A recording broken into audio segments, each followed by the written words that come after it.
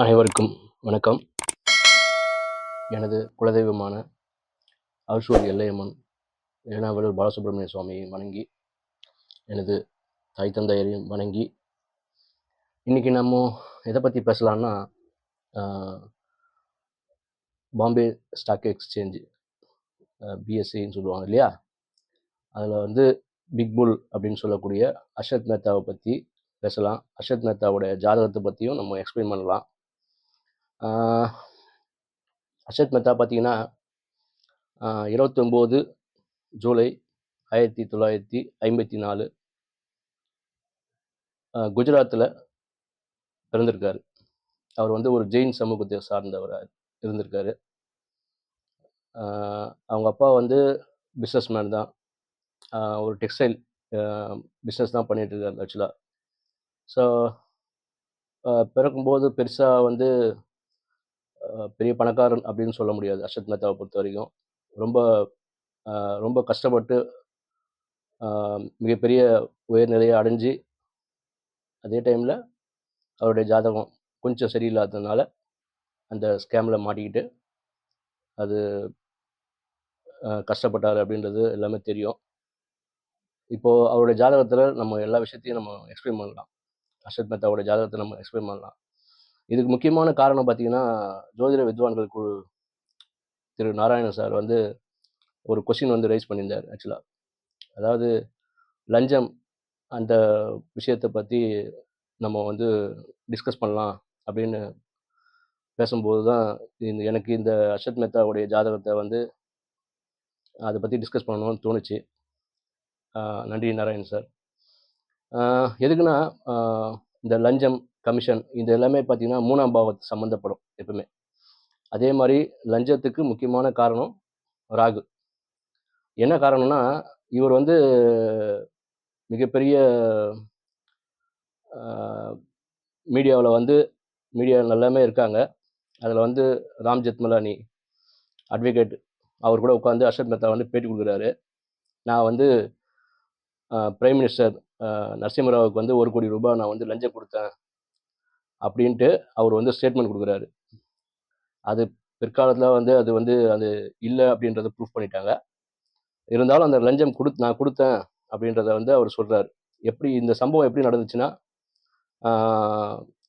அதாவது நம்ம அமெரிக்காவில் பயங்கரமான ஒரு ஷேர் மார்க்கெட்டில் பெரிய கிங்குன்னு சொல்லக்கூடிய வாரன் பஃபட் அப்படின்னு சொல்லுவோம் இல்லையா, அது மாதிரி தான் நம்ம இந்தியாவோட ஷேர் மார்க்கெட்டில் அர்ஷத் மேத்தா அப்படின்னா மிகப்பெரிய ஆளுமை அப்படின்றது இருந்துச்சு. அர்ஷத் மேத்தா அவர் எதில் இன்வெஸ்ட் பண்ணுறாரோ அது ஷேர் ஏறும் அப்படின்றது இன்வெஸ்டர்ஸுக்கு பயங்கர நம்பிக்கை இருந்துச்சு. ஸோ அந்த மாதிரி ஒரு தன்மைகளை அவர் ஏற்படுத்தி வச்சுருந்தார். அதனால தான் அவர் பிக் புல் அப்படின்னு பேர் கூட கொடுத்தாங்க ஆக்சுவலாக. எது சொல்ல வரேன்னா, அவருடைய ஜாதகத்தை நம்ம கிளியராக அலசுவோம். அவர் ஆரம்பத்தில் குஜராத்தில் பிறந்து மும்பைக்கு வராங்க. தந்தையுடைய பிஸ்னஸ் டெக்ஸ்டைல் பிஸ்னஸ்க்காக வராங்க. அங்கே தந்தைக்கு லாஸ் ஆகுது. திருப்பி என்ன பண்ணுறாங்கன்னா, சத்தீஸ்கர் மாநிலத்துக்கு போயிடுறாங்க. ஏன்னா மும்பையில் தங்கி இருக்கிறது ரொம்ப எக்கனாமிக்கலாக ரொம்ப கஷ்டம் அப்படின்றதுனால. அங்கே போயிட்டு ஃபேமிலி பிஸ்னஸ் பார்க்குறாங்க. அப்பாவுடைய பிஸ்னஸ் அவர் பார்த்துட்ருக்காரு. இங்கே இப்போ என்ன பண்ணுறாருன்னா, திருப்பி இவர் மும்பையில் படித்ததுனால, இவர் மாமா வீடு மும்பையில் இருந்ததுனால திருப்பி வரார். இப்போ +2 வரைக்கும் முடிச்சுட்டு அதுக்கப்புறம் பிகாம் முடிக்கிறார். இவர் படிக்கும்போதே என்ன பண்ணிடுறாருன்னா, எக்கனாமிக்கலாக ரொம்பவே கஷ்டப்படக்கூடிய குடும்பத்தில் இருந்ததுனால இப்போ சந்தையில் போயிட்டு இந்த சிமெண்ட்டு வாங்கி விற்கிறது, ஸ்கிராப் ஐட்டம்ஸ் அந்த மாதிரி விஷயங்கள் எல்லாமே சேல்ஸ் பண்ணுறது, இது மாதிரி நிறைய மார்க்கெட்டிங்கில் அவர் இருக்கார். என்ன காரணம்னா, இப்போ அர்ஷத் மேத்தா பார்த்தீங்கன்னா துலா லக்னம். துலா லக்னமே பார்த்தீங்கன்னா மார்க்கெட்டில் தான் மேக்ஸிமம் இருப்பாங்க. அது மார்க்கெட் ஒட்டி தான் அவங்களோட வீடு இருக்கும். இல்லைனா அவங்க எப்பவுமே மார்க்கெட்டில் தான் இருப்பாங்க. ஏன்னா துலா லக்னம் தராசு இல்லையா. ஸோ அப்போ பார்த்தீங்கன்னா அவர் மார்க்கெட்டில் தான் ரொம்ப ரொம்ப காலம் அவர் இருந்திருக்காரு ஆக்சுவலாக. ஸோ பிகாம் முடிச்சுட்டு அதுக்கப்புறம் ஒரு இன்சூரன்ஸ் கம்பெனியில் கிளரிக்கல் போஸ்டிங்கில் வேலைக்கு சேர்ந்து பணியாற்றி இருக்கார். ஸோ அந்த டைமில் பார்த்தீங்கன்னா அவருடைய தம்பி அஸ்வின் மேத்தா அப்படின்றது இளைய சகோதரர். ஸோ அவரும் பார்த்தீங்கன்னா ஐசிஐசி பேங்க்ல ஜாப் கிடைச்சி அவரும் வந்து இவங்க 2 பேருமே வந்து ஒர்க் பண்ணுறாங்க. ஸோ இப்போ வந்து தன்னுடைய ஃபேமிலியும் ஷிஃப்ட் பண்ணி ஃபுல்லாகவே மும்பைக்கு இட்டுன்னு வந்துடுறாரு. ஸோ அப்போ வந்து தன்னுடைய வருமானங்கள் அந்த அளவுக்கு போதில்ல, தனக்கு வந்து ஒரு சொந்தமான வீடு கூட மும்பையில் வாங்க முடியல அப்படின்ற ஒரு நிலமையில, ஸோ இந்த அவருடைய கண்ணோட்டம் அப்படின்றது மாறுது.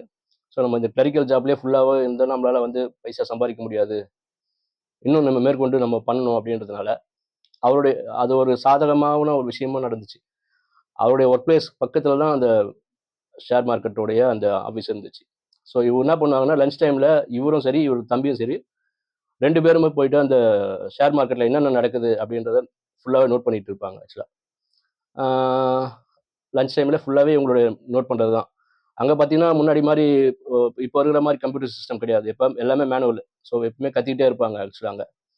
ஸோ அந்த மாதிரி ஒரு சுச்சுவேஷனில் தான் அவங்க போய் லஞ்ச் டைமில் வந்து அவங்க எல்லாத்தையுமே கூர்ந்து கவனிக்கிறாங்க எல்லா விஷயத்தையுமே. ஸோ ஹர்ஷத் மேத்தா பார்த்தீங்கன்னா இந்த மாதிரி ஒரு விஷயங்கள்லாம் இப்போ கம்பெனியில் வந்து இன்னும் ஷேர் ஹோல்டர்ஸ் வந்து வாங்குறாங்கன்னா கம்பெனி ஷேர் எப்படி இன்க்ரீஸ் ஆகுது, இது மாதிரி விஷயங்கள் எல்லாமே நிறைய தெரிஞ்சுக்கிறாரு. அந்த மாதிரி அதை பற்றியான இன்ஃபர்மேஷன் தெரிஞ்சுக்கிறாரு. உதாரணத்துக்கு பார்த்தீங்கன்னா நம்ம ப்ரீமியர் பத்மினி, அப்போ அந்த காலகட்டத்தில் ப்ரீமியர் பத்மினியோட கார் வந்து மேனுஃபேக்சரிங் யூனிட் இருக்கு இல்லையா. ஸோ அப்போ வந்து அந்த காருடைய ப்ரைஸ் வந்து ரைஸ் ஆக போகுது அப்படின்றத வந்து தெரிஞ்சுக்கிறாரு. ஸோ இப்போ வந்து இவர் வந்து லஞ்சம் கொடுக்குறாரு ஆக்சுவலாக. அங்கே இருக்கிற யூனியன் லீடர் கிட்ட போயிட்டு என்ன பண்ணுறாருன்னா கொஞ்சம் லஞ்சம் கொடுத்து அந்த இன்ஃபர்மேஷன் தெரிஞ்சுக்கிறாரு. ஸோ அப்போ வந்து அங்கே போயிட்டு அந்த காரோடைய ரேட் ஏற போகுதுன்றதுனால ஸோ அங்கே ஷேர் வந்து கொஞ்சம் அதிகமாக வாங்கி வச்சிடுறாரு. ஸோ கார் விலை ஏறும்போது அந்த ஷேரோட விலையும் ஏறுது. ஸோ அப்போ அதில் வந்து மிகப்பெரிய கொஞ்சம் வருமானத்தை பார்க்குறாரு அவர். ஸோ இவரை பார்த்தீங்கன்னா இவரோட ஜாதகத்தில் நான் சொல்லிடுறேன் ஃபஸ்ட்டு. இவர் வந்து துலா லக்னம், லக்னத்தில் சனி, 2ஆம் அதிபதி செவ்வாய், 3ஆம் இடத்துல போய் உட்காந்துருக்காரு. ஸோ 2ஆம் அதிபதி 3ல் போய் உட்கார்ந்தாலே பார்த்தீங்கன்னா மாறி மாறி வருமானங்கள் வந்துட்டே இருக்கும். ஒரே மாதிரி வருமானங்கள் அப்படின்றது இருக்காது ஆக்சுவலாக. இந்த 3ஆம் இடம்ன்றது ஜிக்ஸாக்ட்னு சொல்லுவாங்க இல்லையா. ஸோ அதனால வந்து வருமானம் அப்படின்றது மாறி மாறி தான் வரக்கூடிய ஒரு இது இருக்கும் ஆக்சுவலாக. இன்னொரு விஷயம், இவருடைய 2ஆம் அதிபதி குருவோட வீடாக இருக்கிறதுனால ஒரு மிகப்பெரிய வருமானத்தையும் கொடுத்தது ஆக்சுவலாக. 2ஆம் அதிபதி குரு வீட்டில் போய் உட்கார்ந்ததுனால அது மட்டும் இல்லை, குருவுடைய 7ஆம் பார்வையில் அந்த 2ஆம் அதிபதி இருக்கிறதுனாலையும் மிகப்பெரிய வருமானத்தை அவருக்கு கொடுத்தது ஆக்சுவலாக. அதே மாதிரி தன்னுடைய வம்சத்தில் வந்து முதன்மையாக வரக்கூடியவங்களா இருப்பாங்க. அதாவது 2ஆம் அதிபதி 3ல் இருந்துச்சுனாலே தன்னுடைய வம்சத்தில் முதன்மையாக இருப்பாங்க. குடும்பத்தை நல்ல முறையில் முன்னேற்றத்துக்கு எடுத்துகிட்டு வந்துடுவாங்க அவங்க. ஓகேங்களா. ஸோ இந்த 2ஆம் அதிபதி 3ல் இருக்கிறதுனால இந்த நான் சொல்ல வர்றது 3ஆம் இடம்ன்றது இளைய சகோதரன் இல்லையா. ஸோ இந்த அஸ்வின் மேத்தான்றது அவர் தம்பி வந்து கூடவே 2 பேருமே வேலையை விட்டுட்டு தான் இந்த ஷேர் மார்க்கெட்டில் வந்து இறங்குறாங்க. ஸோ தம்பியும் கூடவே தான் இருக்கார். 2ஆம் அதிபதி 3ல் இருக்கிறதுனால நான் சொல்ல வரேன். ஸோ இவங்க தம்பி வந்து கூடவே தான் இவரோட கடைசி வரைக்குமே கூடவே தான் இருப்பார் ஆக்சுவலாக. அதே மாதிரி 2ஆம் அதிபதி 3ல் இருந்துச்சுனால புதிய புதிய விஷயங்களை வந்து கற்றுப்பாங்க ஆக்சுவலாக. ஸோ இப்போ ஷேர் மார்க்கெட்டான என்னென்ன லூப் இருக்குதுன்றது எல்லா விஷயத்தையுமே இவர் வந்து கற்றுக்கிறார் எல்லாமே. இப்போ ஹர்ஷத் மேத்தாவை பொறுத்த வரைக்கும் 3ஆம் இடம் அப்படின்றது கமிஷன், லஞ்சம். ஸோ இவர் நிறைய இடத்துக்கு பார்த்தீங்கன்னா நிறைய இடத்துல வந்து பார்த்தீங்கன்னா லஞ்சமாக சில பேர் கமிஷன் கொடுத்து தான் இவர் வந்து நிறைய விஷயங்களை வந்து ட்ரேடு வந்து ஷேர் மார்க்கெட்டில் நிறைய ட்ரேட் பண்ணுறது எல்லாமே அவர் பண்ணுறாரு ஆக்சுவலாக. அதாவது அந்த பேட்ச் எடுப்பாங்க இல்லையா, அந்த பேட்ச் எடுக்கிறது பார்த்தீங்கன்னா ஒருத்தர்கிட்ட போய் பேட்ச் வாங்கும் போது உங்களுக்கு 2 பசங்கன்னா என்னோட 3ஆவது பையனா என்ன நினச்சிங்க அப்படின்னு சொல்லி தான் வந்து ஒரு சென்டிமெண்ட்டாக தான் வந்து அவங்க பேட்சே வாங்குறாரு அவங்க ட்ரேடிங் பண்ணுறதுக்கு. ஸோ இதெல்லாம் நிறைய ஹர்ஷத் மேத்தாவுடைய புத்திசாலித்தனத்தை நிறைய காமிக்குது நம்ம பார்த்தீங்கன்னா. அதாவது புத்திசாலித்தனம், அதிர்ஷ்டம் இது எல்லாமே 5ஆம் இடம் அப்படின்னு சொல்லுவோம் இல்லையா. ஸோ இவருடைய 5ஆம் இடத்தை பார்த்தீங்கன்னா லக்னாதிபதியான சுக்கிரனும் பார்க்குறாரு, குருவும் பார்க்குறாரு, ராகுவும் பார்க்குறாரு. ஸோ எப்பவுமே வந்து இதனால தான் வந்து 5ஆம் இடம்ன்றது ஷேர் மார்க்கெட் அப்படின்னு சொல்லுவோம். 5ஆம் இடம் நல்லா இருந்தால் தான் ஷேர் மார்க்கெட்லேயே வந்து நல்லா வர முடியும் ஆக்சுவலாக. இங்கே குருவும் சுக்கிரனும் ஒரு இடத்தை பார்த்தாலே அங்கே சுபத்துவம் ஆகிடும் ஆக்சுவலாக. ஸோ அதனாலேயே இவர் வந்து ஷேர் மார்க்கெட்டில் பயங்கரமாக வந்தார். கூட சேர்ந்து ராகுவும் பார்க்கறதுனால பயங்கர பூஸ்டப்பாக பெரிய அளவில் வந்து இவர் வந்து என்ன சொல்கிறது, ஒரு பெரிய இன்வெஸ்டர் மாதிரி இது பண்ணிட்டாங்க ஆக்சுவலாக. ஷேர் மார்க்கெட்டில் நிறைய, அதாவது ஷேர் மார்க்கெட்டில் இவர் பார்த்தீங்கன்னா கொஞ்சமாக இருக்கிற ஷேர் எல்லாத்தையுமே வாங்கி பல்காக இவர் வந்து லாக் பண்ணிடுவார் ஆக்சுவலாக. அது வந்து அப்புறமா என்ன பண்ணுவாங்க, ஷேர் வாங்கறதுக்கு ஒரு ஒரு சர்டன் டைம்ல அது ரைஸ் ஆகும்போது மொத்தமா இவரு சேல்ஸ் பண்ணி அது மூலமா லாபம் சம்பாதிக்கக்கூடியதும் அர்ஷத் மேத்தாவுடைய வேலையா இருந்துச்சு ஆக்சுவலா. அதாவது கொஞ்சம் அமௌண்ட்டான ஷேர் எல்லாத்தையுமே பல்கா வாங்கிடுவாரு. பல்கா வாங்கி லாக் பண்ணிடுவாரு. லாக் பண்ணிட்டு மத்த பேர் யாரும் வாங்க முடியாத அளவுக்கு. ஸோ அந்த ஷேர் வந்து ஏறும்போது பல்கா வந்து சேல்ஸ் பண்ணிட்டு வந்துருவாரு. ஸோ இந்த மாதிரி அர்ஷத் மேத்தாவுடைய இது. அது மட்டும் இல்ல, அர்ஷத் மேத்தா வந்து ஒரு சர்டன் பீரியட்ல நிறைய பேர் அதான் சொன்னேன், 2ஆம் அதிபதி 3க்கு போனாலே வந்து ஜிக்ஸாக்னு சொல்லுவோம் இல்லையா? அவர் வந்து ஒரே மாரி அப்படியே ஒரே பணக்காரரா போல ஆக்சுவலா. திருப்பி டவுன்ல வராரு. திருப்பி நிறைய விஷயங்கள வந்து பண்றாரு. இன்னொரு விஷயம், இவருக்கு வந்து நிறைய ஃபண்ட் தேவைப்படுது. ஸோ இந்த ஃபண்ட் நிறைய தேவைப்படுது. இந்த ஷேர்ல இன்வெஸ்ட் பண்றதுக்கு எல்லாத்துக்குமே அப்படின்றபோது மணி ட்ரேடிங் அந்த மாதிரி விஷயத்துலாம் இறங்குறாரு. ஸோ அப்ப இறங்கும்போது தான் இந்த பேங்க் வந்து ஒரு பேங்க் வந்து இன்னொரு பேங்க்குக்கு தன்னுடைய டெபாசிட்ட வந்து முதலீடா வச்சு கடன் வாங்குறாங்க. அதாவது ஒரு பேங்க் வந்து தன்னுடைய டெபாசிட்ஸ் அமௌண்ட்ஸை வச்சு இன்னொரு பேங்க்கு கிட்ட கடன் வாங்குறாங்க. ஸோ இந்த மாதிரி ட்ரேடிங் வந்து ஆர்பிஐ கண்ட்ரோல்ல அந்த ரூல்ஸ் பிரகாரம் கிடையாதுனால இவங்க வந்து என்ன பண்றாங்கன்னா, அந்த பேங்கிங் செக்டர் எல்லாமே பார்த்தீங்கன்னா, இந்த கமிஷன் அடிப்படையில் இந்த புரோக்கர் மூலமா தான் இந்த மாதிரி விஷயங்கள் எல்லாமே பண்றாங்க. ஸோ அப்போ வந்து அந்த மாதிரி பண்ணிட்டு இருக்கும்போது ஒரு பர்டிகுலர் ஒரு 4, 5 பேர் சிண்டிகேட். ஸோ இவங்க தான் இதை ஃபுல் அண்ட் ஃபுல்லு வந்து பண்ணிட்டு இருந்தாங்க ஆக்சுவலா. இது அர்ஷத் மேத்தாலாம் புதுசா உள்ளுக்குள்ள இறங்க முடியாது ஆக்சுவலா. ஸோ இப்போ இருக்கும்போது அந்த சிண்டிகேட்டுக்கு ஆப்போசிட்டா இருக்கிற சில பேரை வந்து இவரு பார்ட்னர்ஷிப்பா சேர்த்துட்டு இவரு அந்த வேலையை பண்றாரு. ஸோ ஒரு பேங்க் வந்து அந்த ஃபண்டை வந்து ஃபுல்லாவே டெபாசிட்டுக்கு வச்சு தான் முதலீடு பண்ணி தான் கடன் வாங்குறாங்க. ஸோ கடன் வாங்கும்போது அந்த அமௌண்ட் வந்து இந்த புரோக்கரான அர்ஷத் மேத்தாவுடைய அக்கௌண்ட்ல தான் வந்து இருக்கும். ஸோ அவருடைய அக்கௌண்ட்ல ஒரு 10 நாள் இருக்கும் அந்த அமௌண்ட். அதுக்கப்புறமா தான் அந்த பேங்க்குக்கு ட்ரான்ஸ்ஃபர் ஆகும். எந்த பேங்க் வந்து ரிக்வெஸ்ட் போட்டிருக்காங்களோ லோனுக்கு, ஸோ அந்த அந்த பேங்க்குக்கு அந்த 10 நாளுக்கு அந்த 10 நாள் வரைக்கும் இந்த புரோக்கரோட அக்கௌண்ட்ல தான் இந்த ஃபண்ட் இருக்கும் ஆக்சுவலா. ஸோ இந்த 10 நாளுக்குள்ள இந்த இந்த கோடிக்கணக்கான ரூபாய் என்ன பண்ணுவாருன்னா, அர்ஷத் மேத்தா பார்த்தீங்கன்னா ஷேர் மார்க்கெட்ல இன்வெஸ்ட் பண்ணுவார். அதுல இன்வெஸ்ட் பண்ணி அதுல கிடைக்கக்கூடிய வருமானத்தை ஸோ அடுத்தவங்களுடைய மணியே ரொட்டேஷன் பண்ணியே இவர் வந்து நிறைய ஷேர் மார்க்கெட்ல நிறைய பண்ணியிருந்தார் ஆக்சுவலா. ஸோ இது வந்து உதாரணத்துக்கு எஸ்பிஐ வந்து பார்த்தீங்கன்னா ஒரு 500 crores வந்து இங்க வந்து ஸ்கேம் ஆயிருக்குன்றது கண்டுபிடிக்கிறார். எஸ்பிஐ அதிகாரிகளுக்கு லஞ்சம் கொடுத்து அர்ஷத் மேத்தா என்ன பண்றாருன்னா, அந்த 500 கோடியை வந்து அவருடைய அக்கௌண்ட்ல வச்சிருக்காரு. ஸோ அது வந்து எஸ்பிஐ என்ன பண்றாங்கன்னா, இந்த மாதிரி நீங்க 500 crores வந்து பேங்க்குக்கு திருப்பி கொடுத்தாகணும் கம்பல்சரின்னும் போது அவர் வேற ஒரு ஃபண்ட் எல்லாம் இது பண்ணிட்டு திருப்பி எஸ்பிஐக்கு வந்து அமௌண்ட் கொடுக்குறாரு. ஆனா இந்த விஷயத்த எல்லாமே ஆர்பிஐ கண்டுபிடிச்சிருக்காங்க ஆக்சுவலா. இந்த 500 crores வந்து ஒரு சர்டன் டைம்ல எஸ்பிஐ அக்கௌண்ட்ல இல்ல, இந்த மாதிரி ஒரு விஷயம் நடந்திருக்குது அப்படின்றது ஆர்பிஐ அப்புறமா தான் கண்டுபிடிக்கிறாங்க. எல்லாமே மேனுவல் சிஸ்டம்ன்றதுனால இது வந்து ரொம்ப ஈஸியா வந்து ஃபைன் பண்ண முடியாது. ஸோ இன்னும் கேட்டா அர்ஷத் மேத்தா தான் வந்து இந்த பண்ண ஸ்கேம் தான் பார்த்தீங்கன்னா என்எஸ்சி அப்படின்றது உருவாச்சு. நேஷனல் ஸ்டாக் எக்ஸ்சேஞ்ச் சொல்றதுக்குரியது. இதெல்லாம் கண்காணிக்கிறதுக்கு என்எஸ்சின்றது அர்ஷத் மேத்தாவுடைய ஸ்கேமுக்கு அப்புறமா தான் வந்து என்எஸ்சியே உருவாச்சு ஆக்சுவலா. ஸோ இப்போ வந்து சிஸ்டமேட்டிக்கா எல்லாத்தையுமே கவனிச்சிருக்கிறதுனால இது வந்து இப்போ வந்து நம்மளால அந்த மாதிரி ஸ்கேம்லாம் பண்ண முடியாது. ஆனா அந்த காலத்துல எல்லாமே மேனுவலா இருந்ததுனால அர்ஷத் மேத்தா வந்து அந்த லூப் நிறைய யூஸ் பண்ணிக்கிட்டாரு. ஸோ ஒரு பேங்க்ல வந்து ரிக்வெஸ்ட் போடுறாங்க கடன் வாங்குறதுக்காக. ஸோ அந்த பேங்க் அலர்ட் பண்றாங்க இன்னொரு பேங்க்குக்கு. அப்போ அந்த எல்லாமே இந்த புரோக்கர் மூலமா தான் போறதுனால புரோக்கருக்கு அந்த 10 நாளைக்கு அந்த அமௌண்ட் 500 crores பெரிய அமௌண்ட் இல்லையா அந்த காலகட்டத்துல.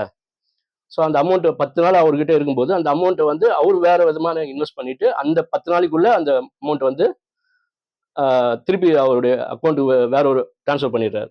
ஸோ அதுக்குள்ள இவர் வந்து இந்த லாபம் சம்பாதிக்கிறதுக்கான விஷயங்கள் எல்லாமே பண்றாரு. ஸோ எதுக்கு சொல்ல வரேன்னா, மேக்சிமம் அவருடைய ஜாதகத்தை அனலைஸ் பண்ணிட்டு நம்ம அப்புறத்தான் போகணும். ஸோ நான் ஃபர்ஸ்ட் சொல்லிடுறேன். துலா லக்னம், லக்னத்துல சனி. ஸோ 5ஆம் இட அதிபதி லக்னத்துல உட்கார்ந்தாலே அதிர்ஷ்டம். திரிகோண அதிபதி எப்பவுமே வந்து லக்னத்துக்கு சம்பந்தப்பட்டாலே உழைப்பில்லாத வருமானத்தை கொடுக்கும்னு சொல்லுவாங்க இல்லையா? ஸோ இவர் வந்து பெரிய உழைப்புன்றதை போடல, ஃபுல் அண்ட் ஃபுல் நாலேஜ் தான். ஓகேங்களா? ஸோ லக்னத்திலேயே சனி உட்கார்ந்துருக்காரு. சனி உச்சம் பெற்று உட்கார்ந்துருக்காரு லக்னத்துல. அடுத்தது 2ஆம் அதிபதி செவ்வாய் வந்து 3ல போய் உட்கார்ந்துருக்காரு. நான் இந்த சார்ட் வந்து நான் பிரேம் கூட போட சொல்றேன்.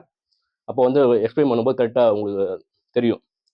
ஸோ 2ஆம் அதிபதி கூட ராகு உட்கார்ந்துருக்காரு. ஸோ 2ஆம் அதிபதி கூட ராகு உட்காரும் போதே பெரிய அளவுல வருமானத்தை கொடுக்கக்கூடும்.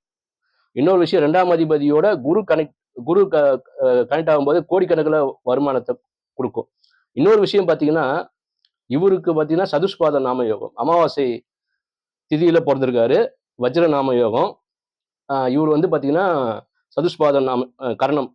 இந்த கரணநாதன் வந்து எப்பவுமே 2ஆம் அதிபதியோட சம்பந்தப்பட்டால மிகப்பெரிய வருமானத்தை கொடுப்பாரு. ஸோ அதை பேஸ் பண்ணி பார்த்தீங்கன்னா குரு வந்து இங்கே சதுஷ்பாத கரணம். குரு தான் வந்து இங்கே 2ஆம் அதிபதியை பார்க்கறதுனால மிகப்பெரிய வருமானத்தை இவர் கொடுக்குறாரு.